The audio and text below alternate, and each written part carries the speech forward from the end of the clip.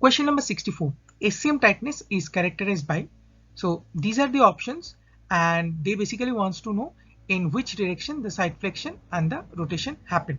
So I think most of you know the answer, but let's do a quick recap on sternocleidomastoid muscle. Now, if you see the sternocleidomastoid muscle, there are basically three parts: sterno, cleido, and mastoid.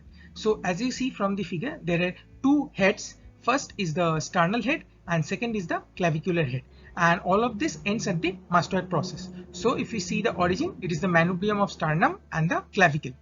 And if you see the insertion, if it is the mastoid process of the temporal bone of the skull.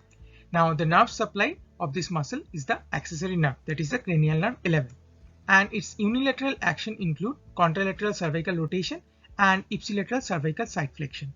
Now let's see what happens if there is sternocleidomastoid tightness. So in case of shortening of SCM muscle, the clinical representation is torticollis, right? So here basically there is shortening or fibrosis of this sternocleidomastoid muscle.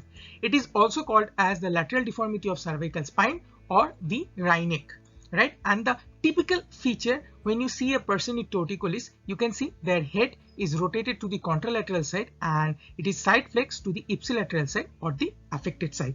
So to answer the question, SCM tightness is characterized by neck side flexion towards the affected side with rotation to the opposite.